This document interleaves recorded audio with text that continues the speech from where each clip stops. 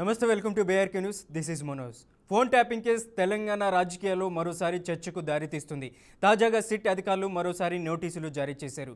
ఆదివారం మధ్యాహ్నం 3 గంటలకు విచారణకు అందుబాటులో ఉండాలని సిట్ ఆ నోటీసులో పేర్కొంది. అంతేకాదు తనను ఫామ్ హౌస్లోని విచారించాలన్న కేసీఆర్ వినతిని తిరస్కరించారు. ఈ కేసులో మాజీ ముఖ్యమంత్రి కేసీఆర్కు గురువారం సిట్ అధికారులు ఇచ్చిన నోటీసులకు కేసీఆర్ అదే రోజు రాత్రే స్పందించారు. ఇక మున్సిపల్ ఎన్నికల నేపథ్యంలో శుక్రవారం విచారణకు హాజరు కాలేనని స్పష్టం చేసిన కేసీఆర్ తనను ఎర్రవల్లి ఫామ్ హౌస్లోని విచారించాలని ఆ లేఖలో తెలిపారు. ఇక ఈ పరిణామం తర్వాత సిట్ అధికారులు సమావేశమై తదుపరి చర్యలపై చర్చలు జరిపినట్లు సమాచారం. ఎన్నికల షెడ్యూల్ మధ్యలో ఈ విచారణ ఎప్పుడు ఎక్కడ జరుగుతుందనేదే ఇప్పుడు రాజకీయ పరిపాలనా వర్గాల్లో ఆసక్తిగా మారింది. కేసీఆర్ పంపిన లేఖపై శుక్రవారం సిట్ అధికారులు విస్తృతంగా చర్చించారు. ఫామ్ హౌస్కు వెళ్లి విచారణ చేయడం కంటే హైదరాబాద్లోని ఆయన నివాసంలోని విచారణ జరపాలనే అభిప్రాయానికి సిట్ అధికారులు వచ్చారు. ఈ నేపథ్యంలో కేసీఆర్కి మరోసారి నోటీసులు చేశారు. ఆదివారం విచారణకు అందుబాటులో ఉండాలని కోరారు. ముఖ్యంగా మున్సిపల్ ఎన్నికల ప్రక్రియ కొనసాగుతున్న వేళ విచారణకు హాజరు అంశం రాజకీయంగా ఎలాంటి ప్రభావం చూపుతుందన్న దానిపై అధికారులు ఆలోచనలో ఉన్నట్లు సమాచారం. ఇప్పుడు కీలకంగా మారిన ప్రశ్న, మున్సిపల్ ఎన్నికలకు ముందే కేసీఆర్ను విచారణకు పిలుస్తారా లేదా ఎన్నికల తర్వాత నోటీసులు ఇస్తారా అన్నదే. ఒకవైపు ఎన్నికల కోడ్ అమల్లో ఉండటం, మరోవైపు కేసు విచారణలో ఆలస్యం కాకూడదన్న అంశం సిట్ ముందు సవాలుగా మారినట్లు తెలుస్తుంది. ఈ రెండు అంశాల మధ్య సమతుల్యం పాటిస్తూ తదుపరి నిర్ణయం తీసుకునే అవకాశం ఉందని సమాచారం. మున్సిపల్ ఎన్నికల మధ్యలో ఫోన్ ట్యాపింగ్ కేసు ఎంతవరకు వేడెక్కుతుందనేది ఇప్పుడు ప్రధాన చర్చగా మారింది. ఇక ఇదే అంశానికి సంబంధించి లైవ్లో మనతో పాటు చర్చించడానికి సత్యనారాయణ కాంగ్రెస్ లీడర్ ఉన్నారు. అలాగే ఇక బీఆర్ఎస్ పార్టీ నుంచి ప్రధానంగా బొమ్మెర రామూర్తి బీఆర్ఎస్ లీడర్ ఉన్నారు మనకు జూమ్ లైవ్లో. ఇరువురు నాయకులకి ఇద్దరికి నమస్కారం. నమస్కారం. ముందుగా సత్యనారాయణ దగ్గరికి వెళ్దాం. కాంగ్రెస్ పార్టీ నుంచి ఏంటి సత్యనారాయణ గారు, కేసీఆర్కి అనుకున్న విధంగానే నోటీసులు సిట్ అధికారులు నోటీసులు అందజేశారు. ప్రధానంగా మీకు సంబంధించినటువంటి సీఎం కేసీఆర్ కూడా అమెరికా పర్యటనలో ఉన్నారు. ఆ పర్యటనలో ఉండగానే సిట్ అధికారులు నోటీసులు ఇచ్చారు. అలాగే అరెస్ట్ కూడా చేసేటువంటి అవకాశం ఉందంటారా? ఏం చెప్తారు?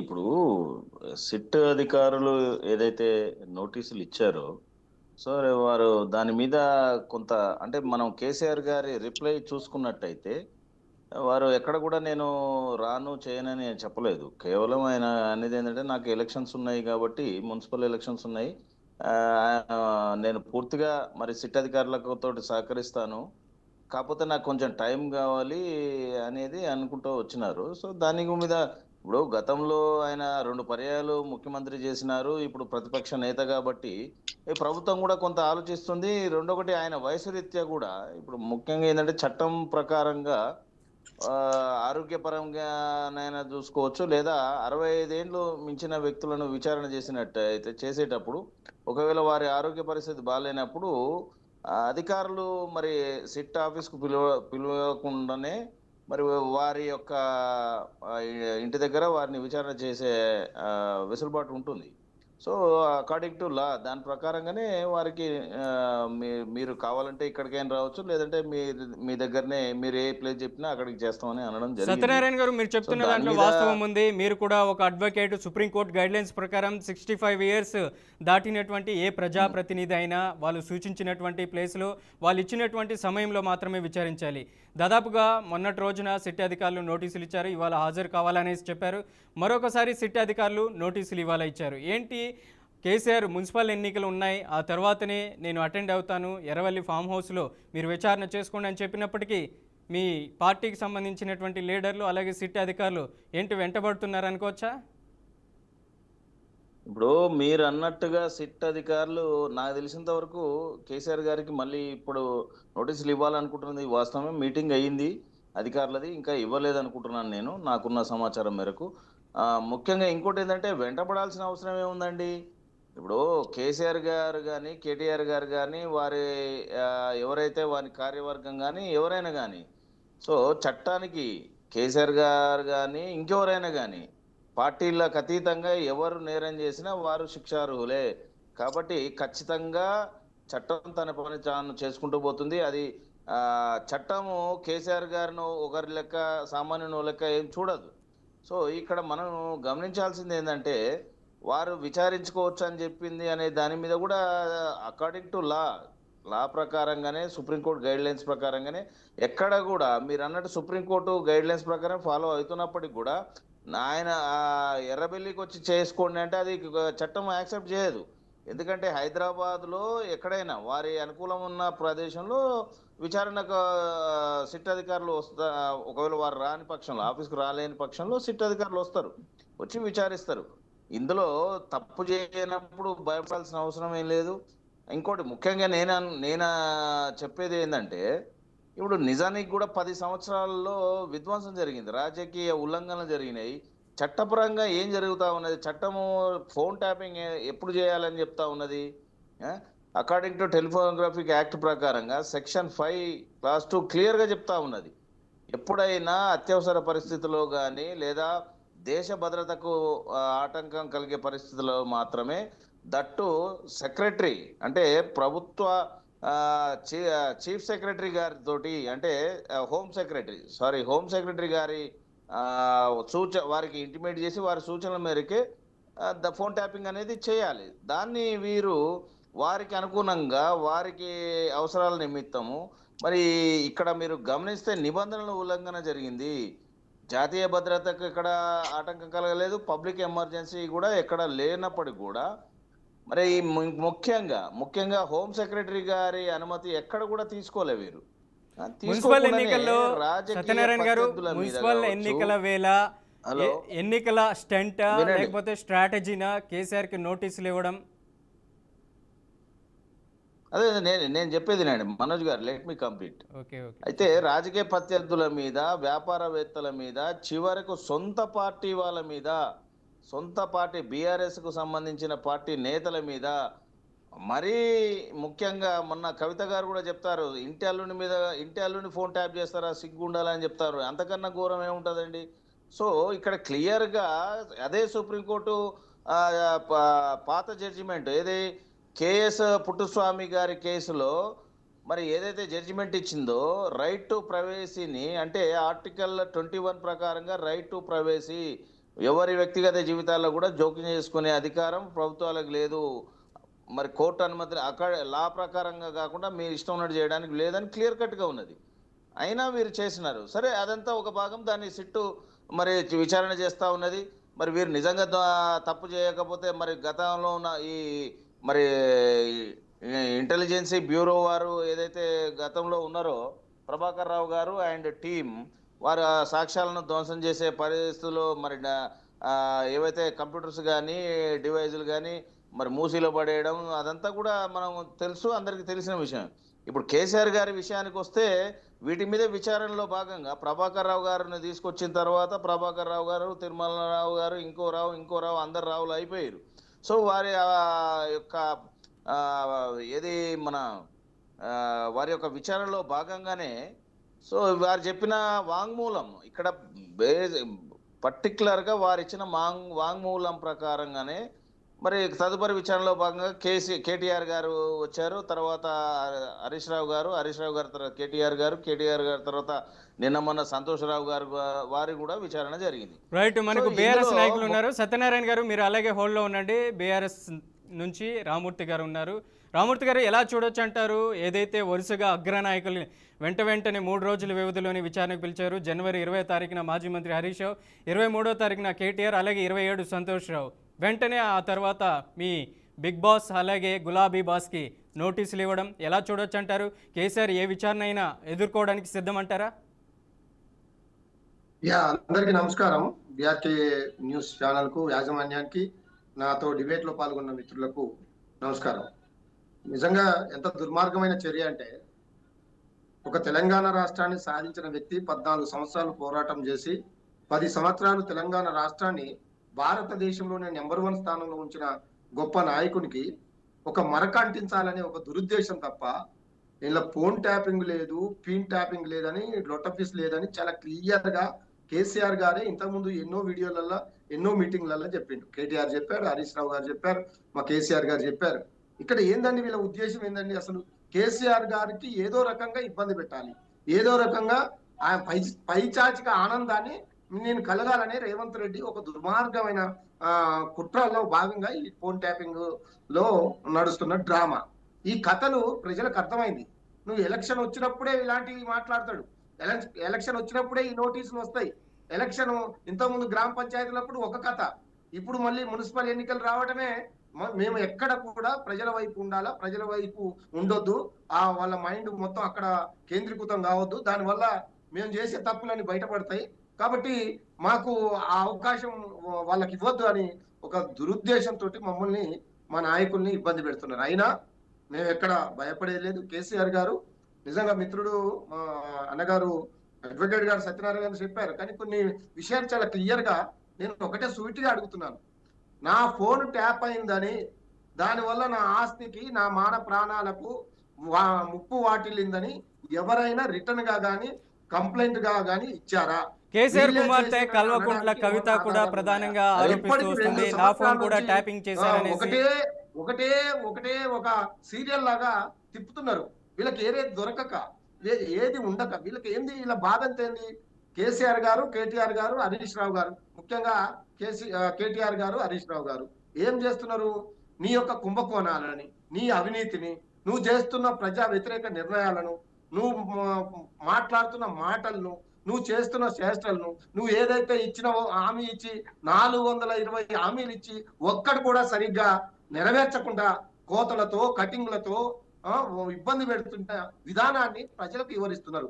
ఇది వాళ్ళకు మింగుడు పట్టడం లేదు. దీని వల్లనే కేసీఆర్ గారికి కానీ, హరీష్ రావు గారికి కానీ, సంతోష్ రావు గారికి కానీ, కేటీఆర్ కానీ నోటీసుల పేరుతో వీళ్ళు ఆడే డ్రామాలు ప్రజలకు అర్థమైంది. కాబట్టి మీ కేసులు కానీ, మీ నోటీసులు కానీ, ఇప్పటి వరకు కాళేశ్వరం అన్నారు, గొర్రెల స్కామ్ అన్నారు, తర్వాత ఫోన్ ట్యాపింగ్ అన్నారు, ఇంకోటి ఈ కార్ రేసింగ్ అన్నారు. దేంట్లైనా ఒక ఎఫ్ఐఆర్ అయినా నమోదు చేయగలిగినరా అంటే దమ్ము లేదు. ఆడ వాస్తవాలు ఎక్కడ తప్పు చేయలేదు మా పార్టీ నాయకులు, మా లీడర్లు. ఎప్పుడు తెలంగాణ ఎలా బాగుపడాలో, తెలంగాణ ప్రాజెక్టులు ఎలా తేవాలి, తెలంగాణ కంపెనీలు ఎలా తేవాలి, తెలంగాణకు ఉద్యోగాలు ఎలా రావాలి, పర్ క్యాపిటాలో తెలంగాణను ఎలా అగ్రగామిలో ఉంచాలి అని భారతదేశంలో నెంబర్ 1 స్థానంలో ఉంచడానికి ప్రయత్నం చేశారే తప్ప, మీలాగా అవినీతిలో మీ మంత్రులే కొట్లాడుకుంటున్నారు. మీ మంత్రుల పిల్లలే ఇగో మా దగ్గర, వీళ్ళ దగ్గర గన్ను పెట్టి డబ్బులు వసూలు చేస్తున్నారని చెప్తున్నారు. మీ సొంత మంత్రులే ఒకరి మీద ఒకరు టీవీలలో అక్కడ ఇక్కడ మాట్లాడుతున్నారు, అవినీతి పెచ్చిపోయిందని. కాబట్టి మీ అవినీతిని కాపాడుకోవడానికి, దాన్ని బయటికి తీయకుండా మమ్మల్ని ఏదో కట్టడి చేయడానికి, కేసీఆర్ గారి మీద ఒక మరక పడడానికి, ఒక ఉన్నత స్థానంలో వ్యక్తిని ఏదో రకంగా చిన్నగా చేసే చూపెట్టే ఒక దుర్మార్గమైన కుట్రను ప్రజలు ఎండగట్టడం. ఖచ్చితంగా ఈ నోటీస్ కేసీఆర్ గారికి ఇచ్చిందంటే తెలంగాణ సమాజానికి ఇచ్చినట్టు. తెలంగాణ అంటేనే కేసీఆర్ కదా, కేసీఆర్ గారు అంటేనే తెలంగాణ కదా. నువ్వు ఇచ్చిన నోటీసు తెలంగాణ ప్రజలకు ఇచ్చినట్టు, తెలంగాణ ఆత్మగౌరవాన్ని మీద దెబ్బ కొట్టినట్టు. కాబట్టి రేవంత్ రెడ్డి, నీ పతనం దీని నుండే మొదలైంది. ఈ రోజు నుండే నీ పతనం మొదలైంది. అయిపోయింది నీ పత. 2 సంవత్సరాల్లో తేలిపోయింది. నువ్వు చేతగాక చేతులు ఎత్తేసినావు, ఏం చేయక ఓన్లీ మూటలు ఇక్కడ నుండి ఢిల్లీకి పట్టుకపోయి దాదాపు 65 సార్లు నువ్వు ఢిల్లీకి పోవడానికి, మూటలు మొయ్యడానికి పనికొచ్చినావు తప్ప నువ్వు తెలంగాణ సమాజాన్ని, తెలంగాణ అభివృద్ధిని, తెలంగాణ ఆకాంక్షల్ని, తెలంగాణ రాష్ట్ర బాగుని కోరుకునేదానికి నువ్వు ముఖ్యమంత్రి కాలేదు. కాబట్టి నీ కేసులు ఎన్ని పెట్టినా, నువ్వు ఎన్ని ఇబ్బందులు పెట్టినా, ఎన్ని నోటీసులు పంపినా, ఖచ్చితంగా నీ అవినీతిని, నీ యొక్క కుంభకోణాన్ని, నువ్వు చేతగానితనాన్ని ఖచ్చితంగా నువ్వు ఇస్తానన్న హామీలని ప్రజల ముందు ఎండగడతాం. ప్రతిదీ బయటికి తీస్తాం, ప్రజలకు వివరిస్తాం. ప్రజలలో మాకు బ్రహ్మాండమైన ఆదరణ పొందుతుంది. ఒకప్పుడు మేము 2 సంవత్సరాల క్రితం మా పరిస్థితి, మాకున్న గ్రాఫ్ ఇప్పుడున్న గ్రాఫ్ 100కు 100% పెరిగింది. కాబట్టి ఇది చూసి తట్టుకోలేక నువ్వు మున్సిపల్ ఓట్లని ఏదో రకంగా కొన్ని ఓట్లు పొందాలి, కొన్ని చీట్లు పొందాలి, లేకపోతే నా సీటు పోతుంది, ఇంకో అతను వచ్చి రెడీగా డబ్బుల సంచులు పట్టుకొని ఇంకో మంత్రి రెడీగా ఉన్నారని భయాందోళనలో రేవంత్ రెడ్డి ఉన్నాడు.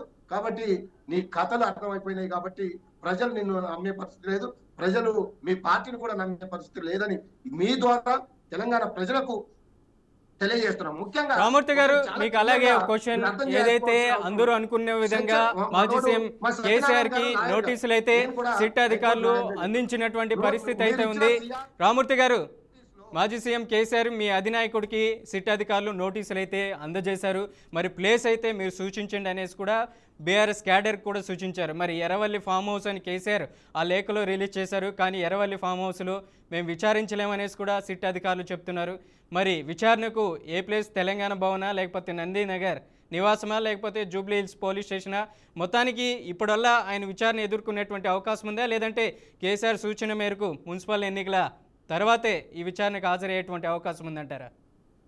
ఇప్పుడు ఇచ్చే వాళ్లకు బుద్ధి లేదు, కనీసం అధికారులకు కూడా బుద్ధి లేకుండా చేస్తున్నారు. కనీసం నాలెడ్జ్ ఉందో లేదో 60 సంవత్సరాలు దాటిన వ్యక్తుల్ని లేదా 15 సంవత్సరాల లోపు ఉన్న పిల్లల్ని లేదా ఆడవాళ్ళని వారు కోరిన ప్లేస్ లోనే విచారించాలని చాలా క్లియర్ గా సుప్రీంకోర్టు జడ్జిమెంట్లు ఉన్నాయి, ఆధారాలు ఉన్నాయి, చట్టం కూడా అదే చెప్తుంది. ఆ చట్టం ఆయన చాలా క్లియర్ గా చెప్పాడు. నేను నా ఇల్లు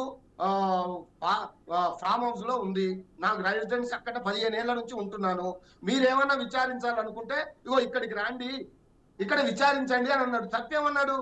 ఏం తప్పు చేయడం లేదు కదా, నేను చెప్తా అంటున్నాడు కదా, మీరు అడిగిన ప్రతి క్వశ్చన్ కు సమాధానం చెప్తా అంటున్నాడు కదా, మీరు ఎన్ని క్వశ్చన్లు అడిగినా మీకు సమాధానం చెప్తా అంటున్నాడు కదా, మీకెందుకు భయం? అక్కడికి పోతే మిమ్మల్ని కొడతారా? అక్కడికి పోతే మీ యొక్క దొంగ తిరుగుడు కథలు బయటపడతాయా? కాబట్టి మీరు పోలీస్ అధికారులకు ఒకవేళ సజ్జనార్ గారికి నిజంగా కేసీఆర్ గారిని చూడాలనే తహతలాడుతుందేమో. ఎందుకు అంటే సజ్జనార్ గారు కూడా కేసీఆర్ గారి దగ్గర పనిచేసిన వ్యక్తే. కేసీఆర్ గారి చెయ్యి తాకాలని, కేసీఆర్ గారి కాలు తాకాలని, ఆయన ఆశీర్వాదం తీసుకోవాలని తహతార ఉండనియండి. కానీ ఒక సమయం, సందర్భం, ఒక పరిస్థితి, కేసీఆర్ గారు ఎప్పుడు ఎక్కడికి రమ్మంటే అక్కడికి వెళ్ళండి, మంచిగా మీరు అడగాల్సిన క్వశ్చన్లు అడగండి, మీరు ఆయన దగ్గర నుంచి కూడా మీరు పొందాల్సిన ఏమైనా సమాధానాలు ఉంటే పొందండి. అంతేగాని ఇబ్బంది పెట్టి ఆయన రానన్న కాడికి మీరు రప్పించి ఏదో పైచాచికి ఆనందం పొందాలంటే మాత్రం బహు జాగ్రత్త అని ఈ సందర్భంగా హెచ్చరిస్తున్నాను. ఎందుకంటే తెలంగాణ సమాజం ఇప్పుడు మీరు ఇచ్చిన నోటీసు కేసీఆర్ గారికి ఒక్కరికి కాదండి, తెలంగాణ ఉద్యమకారులు మేము పోరాటం చేసి కొన్ని కేసులు ఎదుర్కొని జైలు గోడలు ముద్దాడి లాఠీ దెబ్బలు తిన్న అభిమానులు మేము, కేసీఆర్ అభిమానులు. మీరు కేసీఆర్ గారి గోటికి సరిపోయిన రేవంత్ రెడ్డి గారు కేసీఆర్ గారికి నోటీసుల పేరు మీద ఇబ్బంది పెట్టే ప్రయత్నం చేస్తారు. ఇప్పటికైనా పంట మార్చుకోండి. మీరిచ్చిన హామీల మీద హామీలు నెరవేర్చడానికి మీ యొక్క ప్రయత్నం చేయండి. రామూర్తి గారు మీరు అలాగే లైన్ లో ఉండండి. సత్యనారాయణ గారు ఏం చెప్తారు? సుప్రీం గైడ్ లైన్స్, మీరు అడ్వకేట్ గా ఉన్నారు, కాంగ్రెస్ లీడర్ గా ఉన్నారు, సుప్రీం కోర్టు గైడ్ లైన్స్ ఏం చెప్తుంది? 65 years దాటిన తర్వాత ఉన్నటువంటి ఎవరైనా ప్రజాప్రతినిధులు విచారణను ఎదుర్కోవాలంటే వాళ్ళు సూచించినటువంటి సమయంలో మాత్రమే ఈ విచారణ ఎదుర్కోవాలని సుప్రీంకోర్టు గైడ్ లైన్స్ చెప్తుంది. రైట్ రామూర్తి గారు మీరు అలాగే హోల్డ్లో ఉండండి. సత్యనారాయణ గారు మీరు అడ్వకేట్ గా ఉన్నారు, ఏం చెప్తుంది సుప్రీంకోర్టు గైడ్ లైన్స్? 65 years దాటిన చెప్పండి.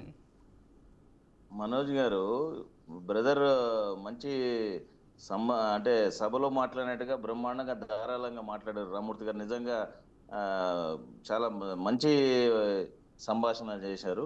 అయితే కాకపోతే ఇక్కడ ఇప్పుడు కేసీఆర్ గారు ఉద్యమ నేతనే కానీ కేసీఆర్ ఒక్కంతోటే వచ్చిందా తెలంగాణ?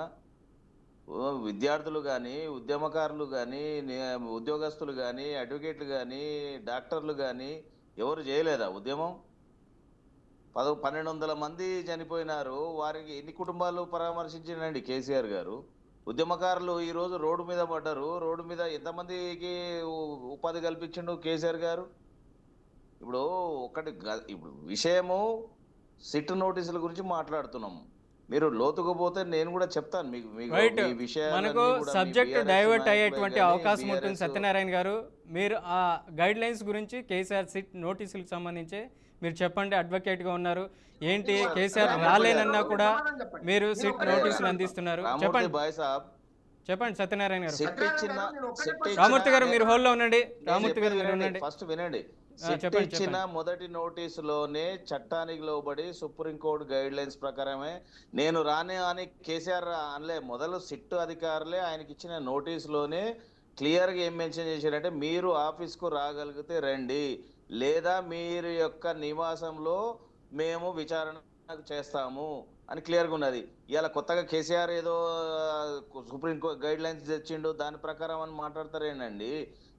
చట్టము, సిట్ అధికారులు అనేవారు ప్రభుత్వాలు మారుతాయి కానీ అధికారులు కానీ చట్టాలు కానీ న్యాయస్థానాలు కానీ మారావు. అవి ఎవరికి చుట్టాలు కావు. అదే అడుగుతున్నాము. ముఖ్యంగా అలాగే సుప్రీంకోర్టు రూల్స్ కూడా చెప్తాయి కదా సత్యనారాయణ గారు, ఎవరైతే అక్కడ ఉన్నటువంటి ఎవరైతే విచారణ ఎదుర్కోబోతారో ఆ ప్రజాప్రతినిధి సూచించినటువంటి సమయంలో మాత్రమే విచారణ చేయాలి కదా.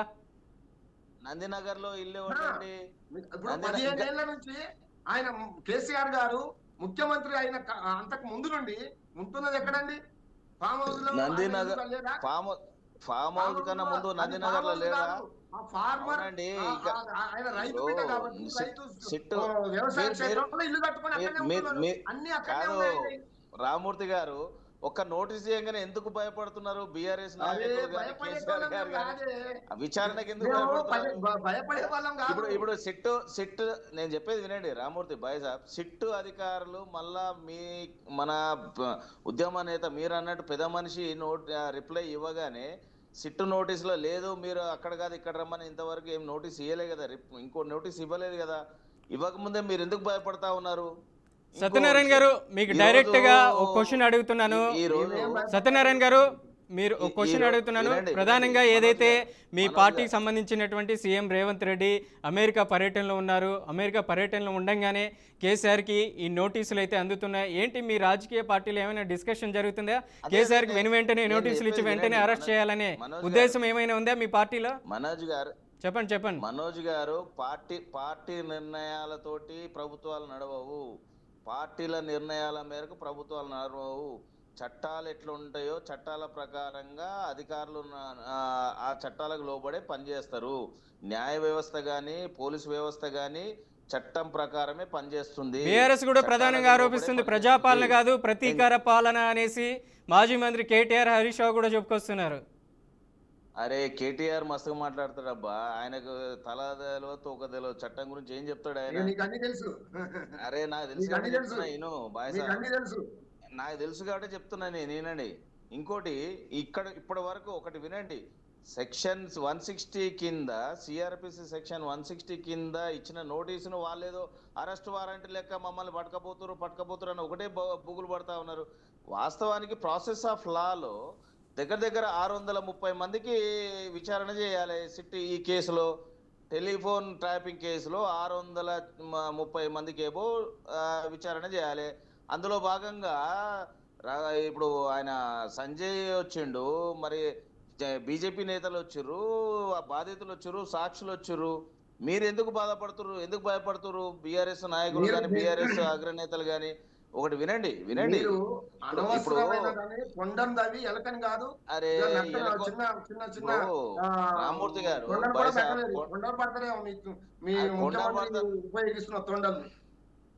తొండలు అయితే లాగులు తడుస్తే మనకి ఎందుకు గాని, ఇప్పుడు చట్టం అనేది పనిచేయాలన్నా వద్దా? ఇప్పుడు ఒక విషయం బాయ్సాబ్, మీరు అన్నారు ఒక మాట ఏమన్నారంటే ప్రైవేటు వ్యక్తులు ఎవరు కంప్లైంట్ ఇవ్వలేదు అన్నావు. మీరు గుర్తుందో మీరు మర్చిపోయారు. సిద్దిపేటకు చెందినటువంటి రియల్ ఎస్టేట్ వ్యాపారి చక్రధర్ గౌడ్ గారు మరి సిద్దిపేటలో ఇచ్చిన కేసు ఎవరి మీద ఇచ్చారు? హరీష్ రావు గారి మీద ఇచ్చారు కదా. కాలేదా? నువ్వు అన్నావు కదా మరి దాన్నే చూపి కాదు. అరే చెప్పేది బాయ్ సాబ్, ఆ కేసు ఎవరు ఇయ్యలేదని అంటివి. రెండో విషయం, హరీష్ రావు గారికి నోటీసులు లేగానే సుప్రీంకోర్టు మాకు కొట్టేసింది. ఆ కేసు కొట్టేసిందిరా నాయన, ఈ కేసు కాదని చెప్పినాం మేము. అంటే ఎంత ప్రజలను న్యాయపరమైన ఒక్క ఇష్యూ మీద ఏమైంది? ఏ ఇష్యూ మీద ఏం చెప్పు నువ్వు. డిఎస్పీ పంజాగుట్టలో ఐజీ గారు ఇంతకుముందు ఐపీఎస్ గా పనిచేసిన ఆర్ఎస్ ప్రవీణ్ కుమార్ గారు ఆయన ఐపీఎస్. అరే ఆయనే చెప్పిండబ్బా, ఆయన వీడియోలు చూపెట్టానా నీకు? రైట్ సత్యనారాయణ గారు, ఫైనల్ గా ఒకే క్వశ్చన్. ఏదైతే సిట్ అయితే కేసీఆర్ కి నోటీసులు అందజేసింది, ప్రధానంగా ఇప్పటికే గత 2 సంవత్సరాల నుంచి ఫోన్ ట్యాపింగ్ చేసింది అనేసి పలువురు అధికారులని అలాగే రాజకీయ నాయకులు కూడా నోటీసులు అందజేస్తుంది.